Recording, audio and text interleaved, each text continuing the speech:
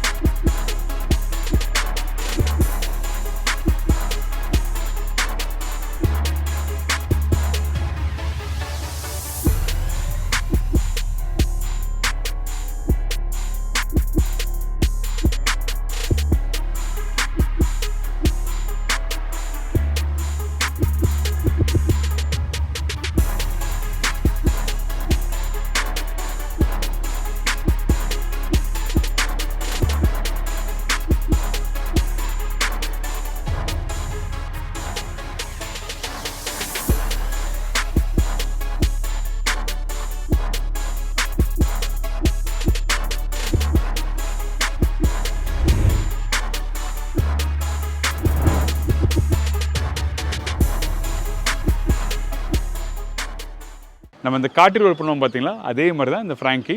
இந்த சப்பாத்தி பிரெட்டு மாதிரி ரெடி பண்ணிவிட்டு அது உள்ளே வந்து இன்ஸ்டண்ட்டாக ரெடி பண்ண இந்த நூடலை கரெக்டாக உள்ளே ஸ்டஃபிங் பண்ணி அழகாக நம்ம ரேப் பண்ண போகிறோம். ரொம்ப ஒரு ஈஸி ப்ரிப்பரேஷன் தான். பர்டிகுலராக எந்த மாதிரி ப்ரிப்பரேஷன் தான் நம்ம வீட்டில் இருக்க குழந்தைங்களுக்கு ரொம்ப பிடிக்கும்.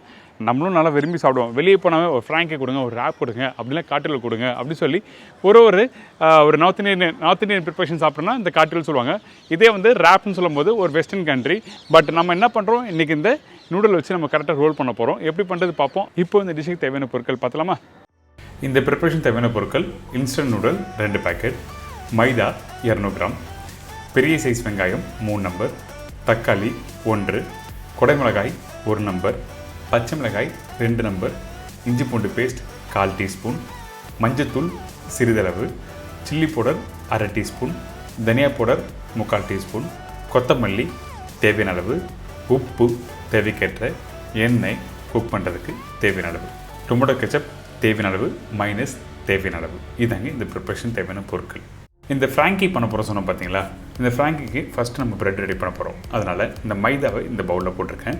உப்பு தேவையான அளவுக்கு போட்டிருக்கோம். அதுக்கு பிறகு தண்ணி. இந்த தண்ணியோட அளவு என்ன கேட்டிங்கன்னா, நீங்கள் நார்மலாக வீட்டில் சப்பாத்தி ரெடி பண்ணுவீங்களே அந்த அளவுக்கு நீங்கள் தண்ணி ஊற்றி இது நல்லா மிக்ஸ் பண்ணுறேங்க. கொஞ்சம் லூஸாகவும் வேண்டாம், அதே டைம் டைட்டாகவும் வேண்டாம். நான் எப்பவுமே சொல்கிறது தான். எதுக்காக கேட்டிங்கன்னா, லூஸாக இருந்தால் உங்களுக்கு ஷீட் பண்ணும்போது ஒட்ட ஆரம்பிக்கும். இதே டைட்டாக இருந்தால் குக் பண்ணும்போது கொஞ்சம் லைட்டாக ஹார்ட் ஆகும். ஸோ இந்த மாதிரி சின்ன சின்ன விஷயம்லாம் உங்களுக்கு சொல்கிறேன். நீங்கள் வீட்டில் பண்ணும்போது கவனமாக இருந்து பண்ணலாம். அடுத்தது இந்த டோ இப்போ ரெடி ஆகிடுச்சுல. இந்த டோ ரெடி ஆன பிறகு நம்ம என்ன பண்ணுறோம், இந்த மாதிரி நல்லா மாலிஷ் பண்ணுங்கள். ஒரு 5 நிமிஷம் மாலிஷ் பண்ணால் போதும்.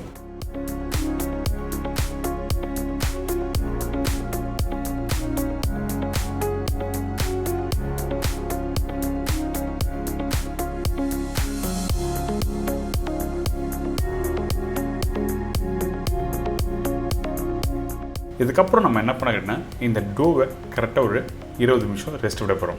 ரெஸ்ட் விட்டால் தான் அந்த மைதா ஊற சாஃப்டான ஒரு சப்பாத்தி கிடைக்கும். அதனால தான் ஒரு 20 நிமிஷம் ரெஸ்ட் விட்டுறோம். அடுத்தது நம்ம என்ன பண்ணுறோம், ஒரு பேனில் கொஞ்சமாக எண்ணெய் ஊற்றுறேன். எண்ணெய் சூடான பிறகு ஒரு வெங்காயம், மொத்தம் 3 வெங்காயம் சொல்லியிருக்கேன் பார்த்தீங்கன்னா, அதில் ஒரு வெங்காயம் இங்கே போட்டிருக்கேன். இதுக்கு பிறகு பச்சை மிளகாய் உங்கள் காரத்துக்கு ஏற்ற மாதிரி நீங்கள் போட்டுக்கலாம். நான் 2 நம்பர் சொல்லியிருக்கேன், வேணா நீங்கள் 3 நம்பர் போடலாம், அப்படிலாம் 1 போடலாம். இதுக்கப்புறம் குடைமிளகாய். இந்த வெங்காயம் குடைமிளகாயும் எண்ணெயில் போட்ட பிறகு ரொம்ப நேரம் வதங்க வேண்டாம். ஏங்கிட்டனா அந்த வெங்காயம் குடைமிளகாய் நல்லா க்ரன்ச்சியாக இருந்தால் தான் சாப்பிடும்போது நல்லாயிருக்கும். அதனால் ஜஸ்ட் லைட்டாக மிக்ஸ் பண்ணிவிட்டு அதுக்கு பிறகு இஞ்சி பூண்டு பேஸ்ட் போடுங்க. இஞ்சி பூண்டு பேஸ்ட்டு போட்ட உடனே நம்ம என்ன பண்ணுறோம், ரஃப்பாக கட் பண்ணி வச்சுருக்க இந்த தக்காளியும் அதே மாதிரி குக் பண்ணக்கூடாது. நல்லா புரிஞ்சுக்குங்க. இந்த வெங்காயம், குடைமிளகாய், தக்காளி இந்த 3மே வந்து அதிக மணி நேரம் குக் பண்ணலாம். அதிகபட்சம் 1 நிமிஷம் இல்லை 1.5 நிமிஷம் குக் பண்ணாவே போதும்.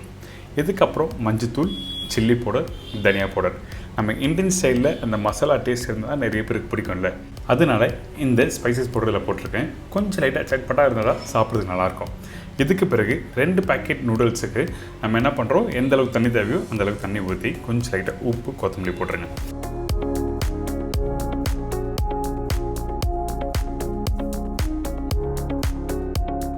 இந்த நூடுல்ஸ் பாக்கெட் போட்ட பிறகு இந்த மசாலா பாக்கெட் கொடுத்துருப்பாங்களே அந்த மசாலா பாக்கெட் இதில் போட்டிருக்கேன். 2 பாக்கெட் நூடுல்ஸுக்கு 2 பாக்கெட் மசாலா போட்டிருக்கேன்.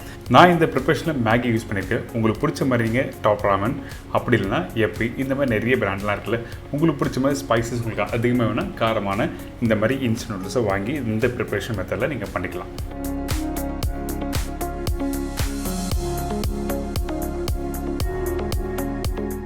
அதே டைமில் இந்த நூடுல்ஸ் நீங்கள் வீட்டில் பண்ணும்போது ரொம்ப குழஞ்சி போகக்கூடாது, அதே டைமில் வேகாமல் இருக்கக்கூடாது. இந்த மாதிரி பக்குவத்தில் கரெக்டாக இருக்கணும்.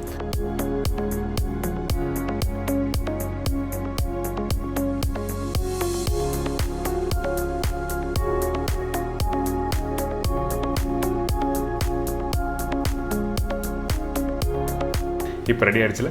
இதுக்கப்புறம் நம்ம என்ன பண்ணுறோம், ஏற்கனவே அந்த மைதா டோ ரெடி பண்ணி வச்சுருக்கோம். இந்த டோ நல்லா ஊறி இருக்குது. இப்போது நீங்கள் எப்படி நார்மலாக வீட்டில் சப்பாத்தி பண்ணுங்களோ அதே மாதிரி நம்ம ஷீட் பண்ண போகிறோம். அதுக்கு முன்னாடி நம்ம என்ன பண்ணுறோம், திருப்பி நல்லா மாலிஷ் பண்ணுறோம். எந்த அளவுக்கு மைதா கோதுமை நல்லா மாலிஷ் பண்ணி நீங்கள் பண்ணுறீங்களோ அந்த அளவுக்கு நல்லா சாஃப்டாக வரும்.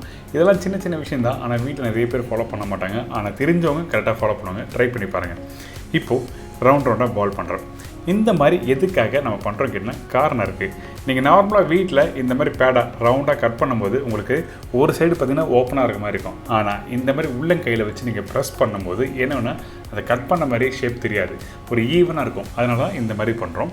இதுக்கப்புறம் திருப்பி கொஞ்சம் லைட்டாக மைதா டஸ்ட் பண்ணியிருக்கேன். அதுக்கப்புறம் சப்பாத்தி மாதிரி நீங்கள் ஷீட் பண்ணுறீங்க. ஷீட் பண்ணும்போது ரொம்ப தின்னாக ஷீட் பண்ணும். கொஞ்சம் திக்காக இருந்தால் குக் பண்ணும்போதோ சாப்பிடும்போதோ நல்லா இருக்காது.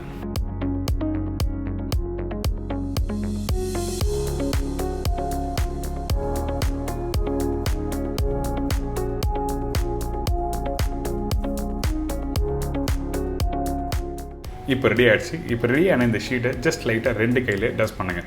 அதாவது எக்ஸஸாக இருக்க அந்த மாவை நம்ம வெளியே எடுக்கிறோம். அதனால தான் இந்த 2 கை வச்சு லைட்டாக அந்த ப்ரெட்டை ஷேக் பண்ணுறோம். இதுக்கப்புறம் இந்த தோசைக்கல் சூடாக இருக்குது. சூடான தோசைக்கல்லை நீங்கள் வீட்டில் சப்பாத்தி குக் பண்ணுற மாதிரி குக் பண்ணுங்கள். நீங்கள் நார்மலாக வீட்டில் சப்பாத்தி குக் பண்ணும்போது வர ப்ராப்ளம் என்ன கேட்டிங்கன்னா, நிறைய பேருக்கு கொஞ்சம் ஹார்டாக இருக்குது, சரியாக வரமாட்டுது அப்படின்னு சொல்லி ஃபீல் பண்ணுறீங்களே. அதுக்கு என்ன ப்ராப்ளம் கேட்டிங்கன்னா, நீங்கள் தோசைக்கல்லும் கொஞ்சம் சூடாக இருந்தால் மட்டும் உங்களுக்கு நல்லா வரும். அந்த டெம்பரேச்சர் ஹையாக இருந்ததுன்னா நீங்கள் போட்ட உடனே அந்த ப்ரெட்டு நல்லா பொங்கி மேலே வரணும். அப்போது உங்களுக்கு நல்லா சாஃப்டாக வரும். கொஞ்சம் டெம்பரேச்சர் கம்மியாக இருந்ததுன்னா குக்கிங் டைம் அதிகரிக்கும். அந்த டைமில் கொஞ்சம் வரன்னு ட்ரை ஆகிடும். ஸோ இந்த விஷயத்தை ஞாபகத்தில் வச்சு நீங்கள் பண்ணலாம். அடுத்தது சப்பாத்தி ரெடி ஆகிடுச்சு. இந்த நூடுல்ஸ் ரெடி ஆகிடுச்சு. கீழே ஒரு சின்ன பட்டர் ஷோர் வச்சுருக்கேன். அதுக்கப்புறம் இந்த சப்பாத்தி மேலே நம்ம என்ன பண்ணுறோம், இந்த இன்ஸ்டன்ட் நூடுல்ஸ், கொஞ்சம் வெங்காயம், குடமிளகாய்,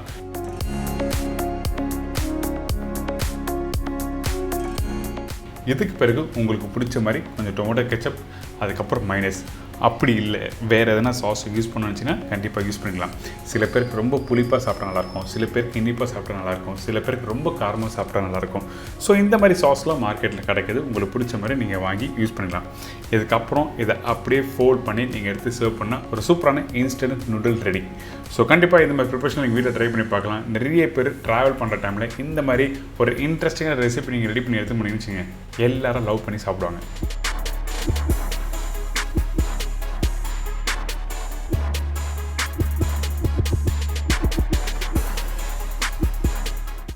என்னங்க இந்த இன்ஸ்டன்ட் நூடுல் ஃப்ராங்கி எப்படி பண்ணுறது எல்லாம் தெரிஞ்சிருக்கும். கண்டிப்பாக ட்ரை பண்ணி பாருங்கள். ரொம்ப ஈஸி ப்ரிப்பரேஷன், எல்லாருக்கும் பிடிச்ச ப்ரிப்பரேஷன். ஸோ இதே மாதிரி நாளைக்கு இன்னொரு டிஷ்ஷை சந்திக்கிறேன். நன்றி, வணக்கம், see you, bye bye, take care.